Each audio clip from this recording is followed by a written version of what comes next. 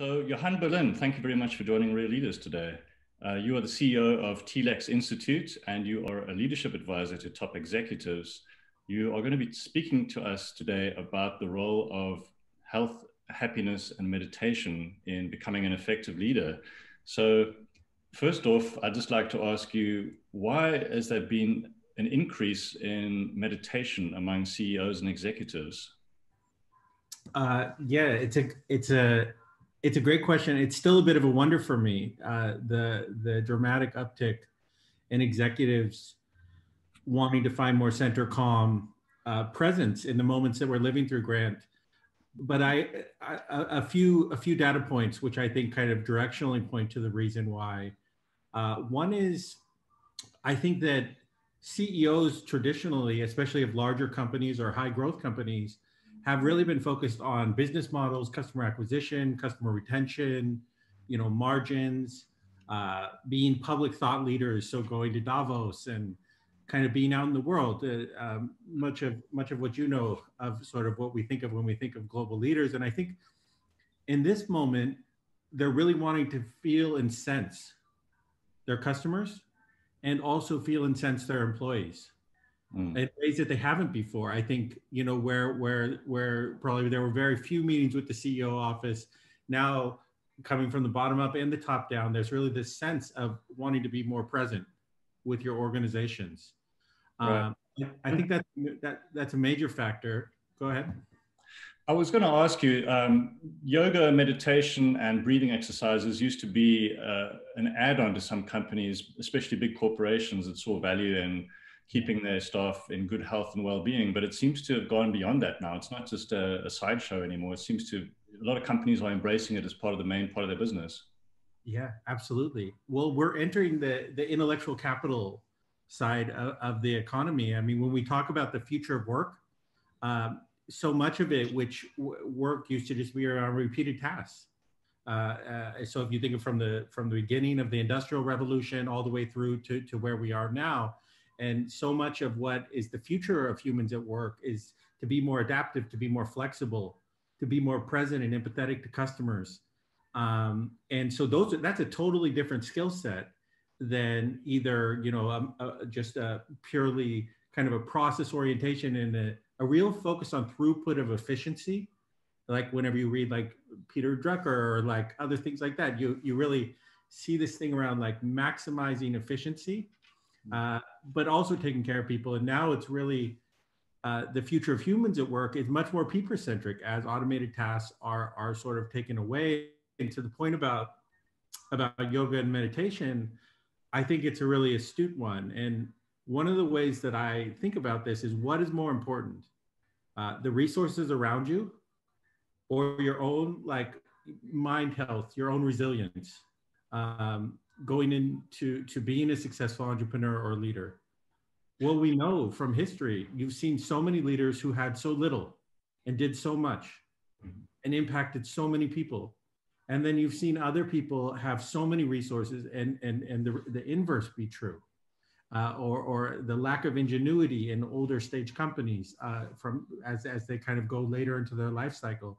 So this idea that the most valuable asset we have is our own mind, and in yoga, actually people think of it as the postures, but what it means is union of mind, body, breath, the physical element, as well as if you believe in this, like spiritual alignment, spiritual faith. We see like many transformational leaders had a spiritual quotient. Martin Luther King, Mahatma Gandhi, a lot of the people we revered, Nelson Mandela, they had sort of a deep faith line. And so TLEX is sort of tapping across all of those things and thinking about that. So yoga entered in a more peripheral way, but I would argue now it's going back to more of the core of its origin, which is deeper alignment and integration of these different aspects of ourselves. So Johann, tell me how you convince a CEO that they need to sit cross-legged on their desk with breathing exercises. That can't be an easy task. Well, first we have to get over the cliche images of that, because we live in a consumer marketing world. So everybody thinks of Lululemon and that sort of thing. It's memories associative. So that's what comes to mind. Well, what's interesting is I think a lot of executives are unique in my experience in that I kind of have this joke. We say they're fallen yogis. Because they have good karma in their life, right? They have charisma or they have abilities, they attract a certain abundance in their professional life. But often I find they're deep thinkers, deep seekers. I think when we've been driven by external motivations and we reach it deep in our careers and we elevate in our professions, those deeper questions about life come up, and about peace of mind, about family, about being more present with the people in the moments that matter for our companies and for our families. Whereas so much of early career in our current mythology and business culture is the opposite of that, which is you sacrifice everything, you work harder, you be better, you work through the holidays if you have to. It's this sort of the mythology of grit, and as being a kind of a cure-all for you can become anything you want to be, and that has merits. Hard work matters, but I think whenever you get into an executive level, often they're really looking for uh, a deeper dimension of life that they can sort of explore, inquire on, and then I think the need is there. I was mentioning to you, I'm part of a mental health index that Total Brain launched based on neuroscientific data. The mental health crisis in this country is very serious, and the stigma around it is getting better, but it's still definitely, whenever it comes to leaders, not psychologically safe to say whenever you're feeling socially isolated, or you're feeling, depressed, or you're having other problems. And that's not the purpose of yoga entirely, but it is a derivative benefit, which is that just more evenness, more centered evenness, through less of the highs of kind of what we see in like a more addictive behavior in executives, and less of the lows of this sort of depressive mood. It's like, how do you find a center in life? And I think, many executives are looking for that. They're looking for that more even, steady way through problems and challenges. And there are people who study meditation and practice it their entire life. How does a CEO go through a session with yourself, and how do they retain that going forward without just seeing it as a fun one-day executive outbreak, and then you go back to the usual stress the next day again? How do you maintain that sense of calm and mindfulness that you're talking about?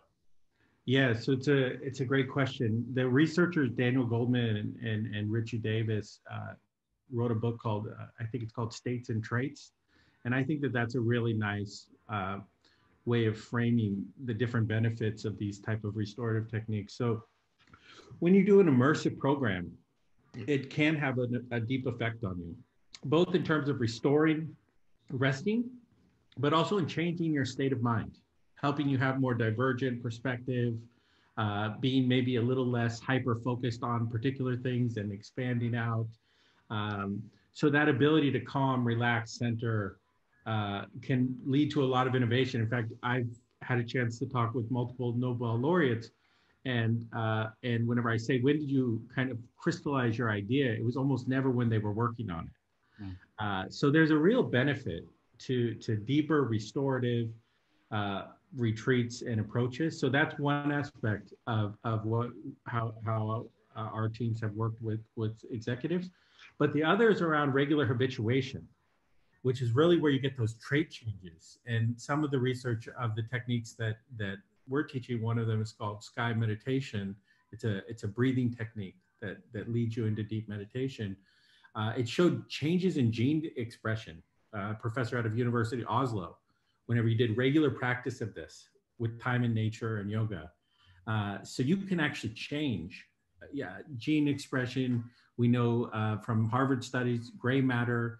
I was just part of teaching some undergrad students at Yale. That was part of a study which has recently been published, which showed a number of benefits around stress, resilience, and other factors that are important to thriving in life. So yeah, there's this mix. You need to invest the time to do more immersive experiences, because just acute practice, like taking care of a stressful moment, does not lead to that more steady, even state I was describing. But on the flip side, you have to habituate. You have to be able to have a practice.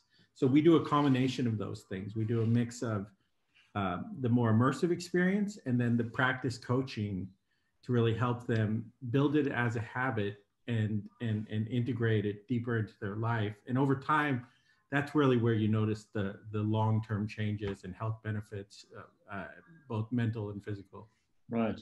And I guess being a CEO, you would want to see some kind of financial return for this kind of approach as well. So have you seen any direct benefits to a company that you've worked with in terms of productivity, increased balance sheets, more mindfulness, more loyalty to the company? Yeah, absolutely. Absolutely. And I think this depends on intention matters here, because I think, Grant, if the idea here is that I want you to meditate, and this has been a big criticism of what they call mindfulness, which is like all the buzz about mindfulness as an idea. If I just give my employees meditation so they're more productive, so I get more throughput, it's going back to that efficiency mindset and throughput mindset that we were talking about. It's very transactional.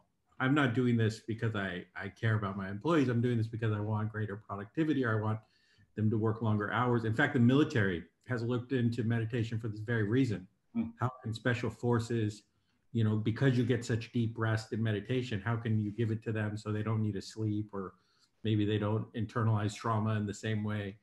I would say that is not an ideal intention going into it, like just around efficiency gain or productivity. Although we do see it, the best positioning is really whenever it's offered to employees, because employers see that there is a mental health crisis in the US, that the demands, particularly in COVID, are completely unsettling for people, and helping people find some centeredness, some calm, and some peace, and have tools, natural, non-medicated tools for doing that, does lead to greater focus, greater productivity. And we have done studies. So we saw at one large pharma company, which is very lean and high performing, $200,000 in cost savings in a year for a cohort of 30 that just did a short 2-day immersive and some regular practice sessions.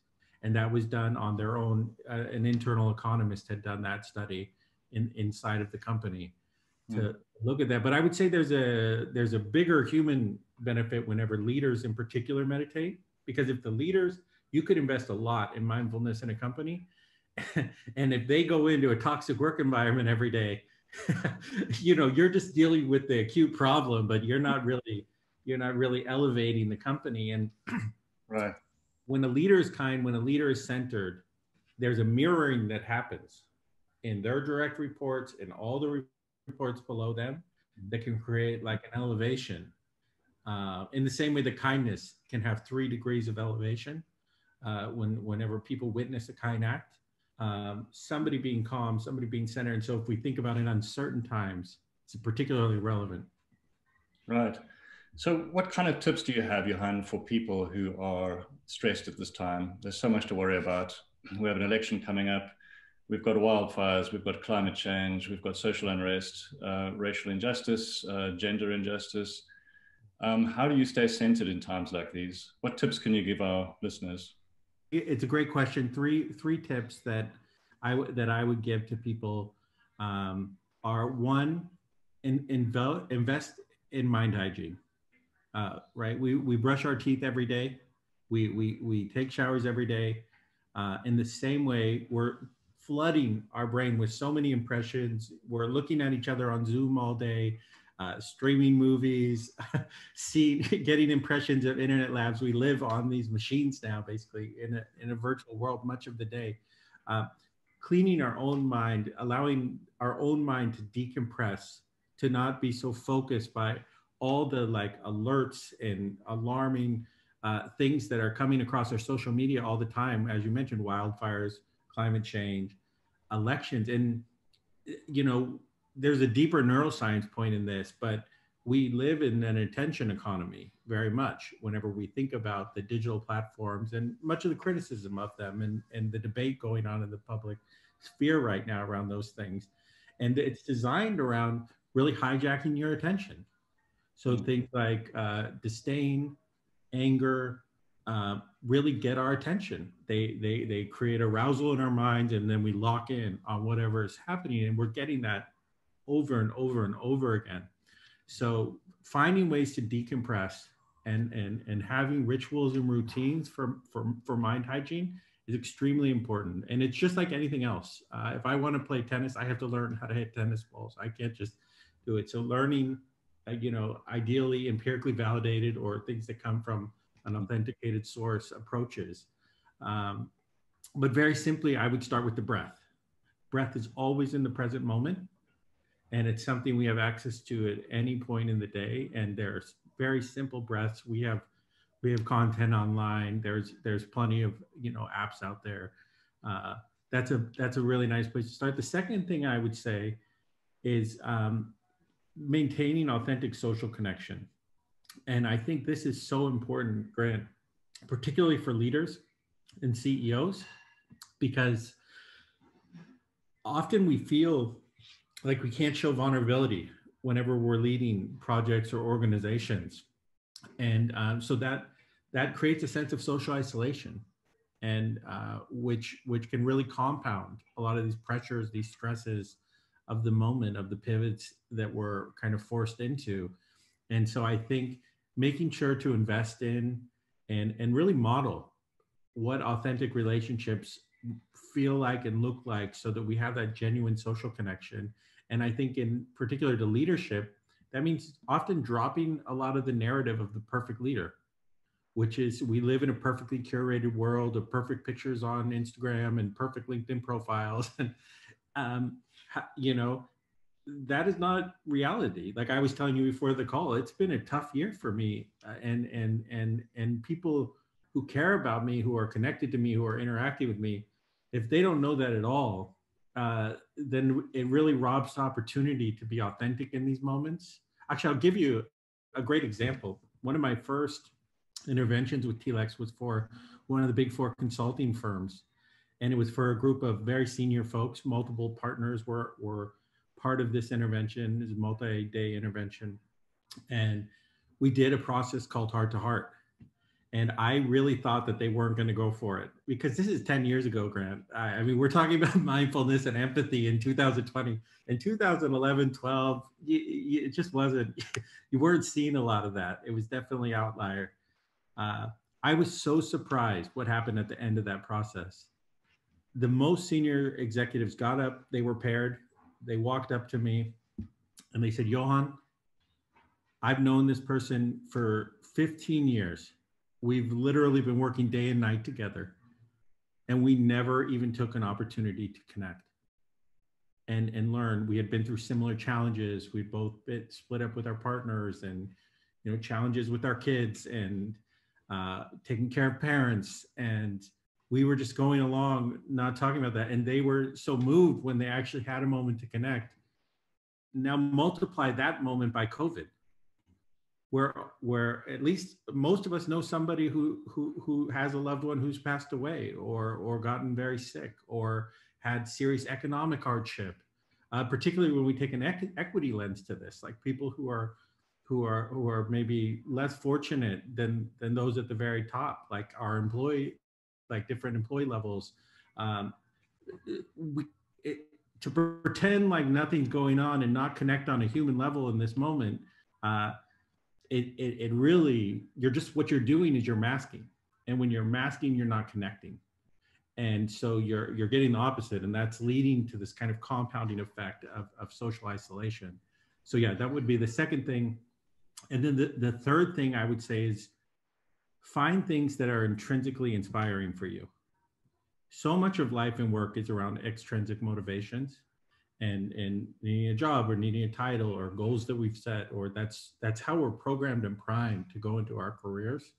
But having even a small percentage of things that bring us enthusiasm or inspiration and watering them really can make life more vibrant. And those aspects can go into different areas of our life. It's not a personal thing, but Google actually did this with they let people take on projects that they were passionate about for a percentage of their time. And many of their biggest product reveals came out of those projects because people felt that intrinsic connection. So that could be in a professional context. It could also be, and in learning while we're stuck at home, learning something new, learning something that we're passionate about. It could also be in a personal context. But I think that will add richness so that we don't feel that catastrophizing, overwhelming feeling from all the stimuli that we're getting. Great, Johann, those are fantastic tips. Thank you for that. I know that you've met some amazing people in the scope of your work. And I think I recall you were actually working with the Colombian Peace Initiative as well at one time. So can you share about how your technique has been applied on an international level, peacekeeping level as well? Yeah. So I wasn't directly involved in the Columbia work, but the founder of TLEX was. Mm-hmm. So Sri Ravi Shankar, and it's incredible, this ability to, when we cultivate this ability to be more centered, calm, empathetic, have deep listening, so many of the world's challenges can drop away, Grant. And I think, Sri has been such an amazing role model for me in that respect. That was the inspiration of why I got involved in TLEX Institute was Could you explain a bit more about who Sri is? Yeah, Sri Ravi Shankar is a peace leader and spiritual leader from India. He comes from the tradition of the Vedas, but really he built a multicultural, multi-religious organization called the Art of Living Foundation, which has the intention of that was to create a stress-free, violence-free world. And it's affected tens of millions of people around the world. And what's very beautiful about it is that the model that Sri brought out to the world was helping people deal with their own minds and traumas. So my wife and I actually met through work she was doing in Haiti with youth leaders, hundreds of youth leaders, and building that individual mental resilience, the ability to deal with their own traumas, our own mind, to find that our clarity, our purpose, then building community and a sense of belonging from that. So extending out into others. And then the third is moving into service. If we just have happiness for ourselves, it fades. But whenever we feel that happiness, joy, kindness, and we share it, it expands and it grows. And in that way, Sri Ravi Shankar has created a ripple effect, second to very few, if any, globally. 150 countries. They have centers and peace work in Kosovo, in Colombia. He was the one who had negotiated the peace deal with between the FARC rebels and the Colombian government. That was why we connected. I wrote an article in the Nobel Laureate edition that you guys had done. And then also just working in communities at large, in prisons. We have a program for veterans. We're doing equity work in the inner cities around transformation. Finally, Johann, for a CEO or executive who's listening to this and wants to know next steps, what's the first thing they can do just to start the ball rolling?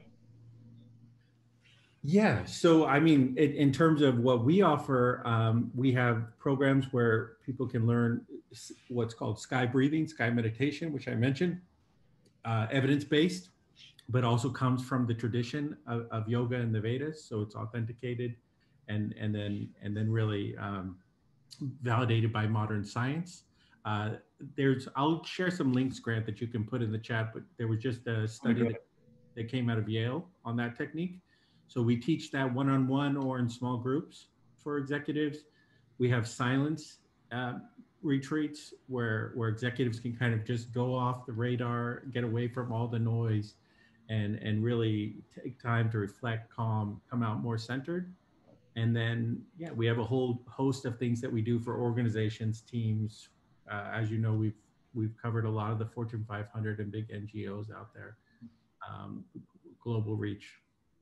Great. Johann, thank you so much for speaking with us today. And I think those tips are hugely helpful in these times of crisis as CEOs try and find their way out of the woods and into the post-pandemic new world. Hopefully meditation can be one of those tools they have to improve their leadership skills. So So thank you very much. Yeah, I really hope so. Thanks for taking the time today, Grant.